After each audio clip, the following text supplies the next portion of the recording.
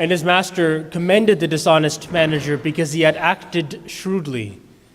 For the children of this age are more shrewd in dealing with their own generation than are the children of light. And I tell you, make friends for yourselves by means of dishonest wealth, so that when it is gone, they may welcome you into the eternal homes.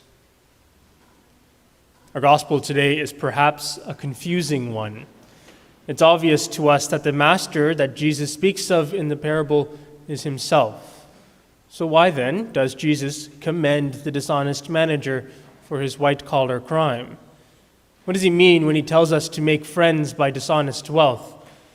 Is Jesus really approving dishonesty in this parable? The role of managers in a large household is one of great responsibility, but also one of wealth and prestige.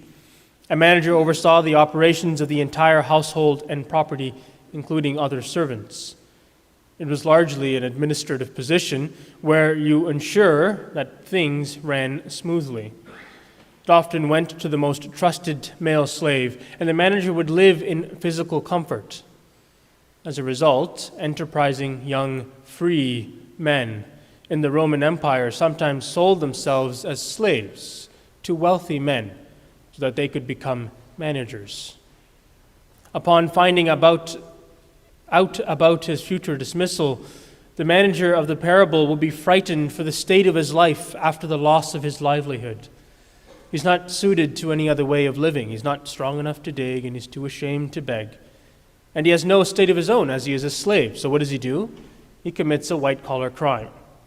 He knows his master's friends and who owes the masters and who doesn't.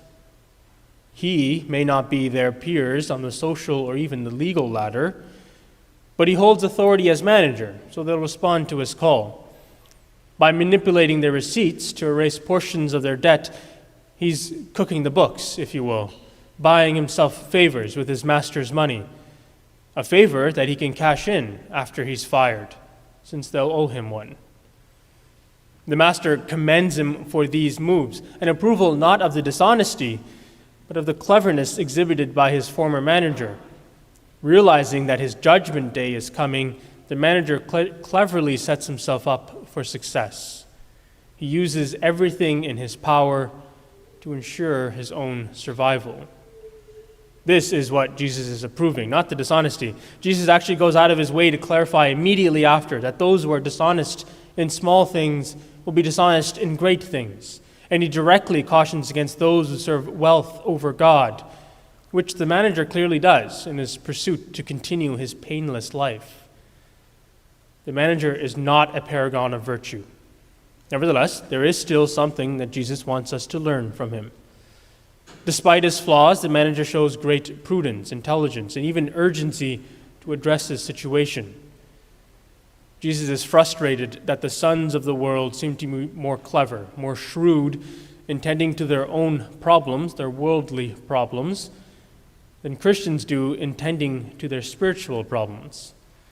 If even this unjust steward is willing to go to extreme lengths to save his livelihood, how much more should we be willing to go to extreme lengths to save our souls? The manager is also someone who understands who he is, recognizing that he is in a crisis, and he never tries to pretend otherwise. It's knowing that he acts decisively.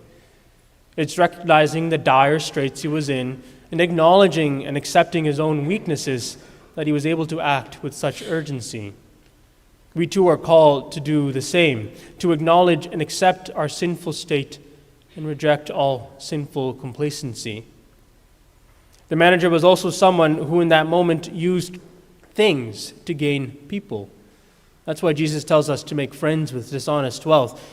If money and goods can open others to the friendship of Christ, he wants us to use things and gain people.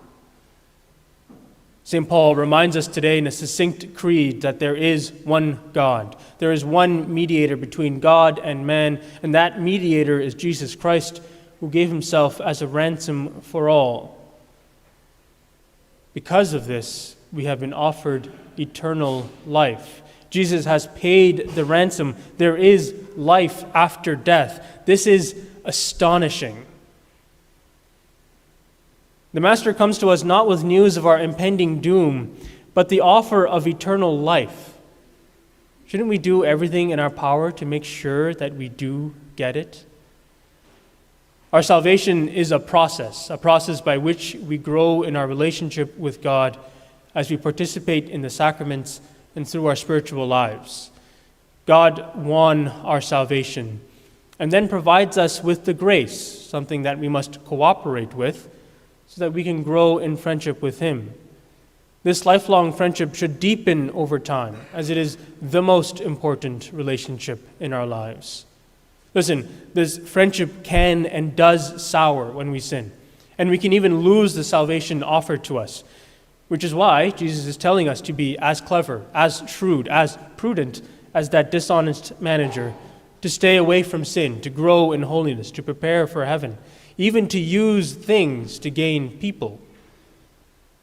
The Master is offering us ultimate happiness. Shouldn't we do everything in our power to make sure that we follow Him, have a relationship with Him, to be holy? To be holy is one of two universal calls of the church. The other is to evangelize, to spread the gospel. Pope Benedict XVI called holiness and evangelization two sides of the same coin. You cannot be holy without evangelization. But that is the subject of another homily, so stay tuned. To be holy is not something reserved just for me and Father John. I mean, look at our two newest saints, St. Pier Giorgio Frassati and St. Carlo Acutis. They were both young, not yet settled into a vocation, but now saints. They were both saints who did ordinary things extraordinarily. They did everyday things with great love. The call to holiness is for everyone, each one of us. Those two saints both shared a great love for the Eucharist, a great love for Mary, and a great love for the poor. They had defects, but they fought against them, striving to live heroic virtue. They responded to Christ's call to go and announce the good news to all people by becoming witnesses in their own lives and evangelizing in the places that they live with family, friends, and neighbors. St. Pier Giorgio Frassati's motto is Verso l'Alto, towards the heights. It was written on his last photo, which shows him climbing a mountain with his face turned to the peak. To ascend a mountain is not easy. It requires endurance, a desire to not settle for mediocrity, a drive to strive for greater heights. It requires, sometimes, that we do everything in our power to keep climbing. Our call to holiness is much the same. Now is the time to live with holy urgency, for Christ has opened the way. So with the saints as our companions, let us climb with all our strength and God's grace, verso l'alto, towards the heights, towards Christ Himself, who has prepared for us an eternal home in heaven.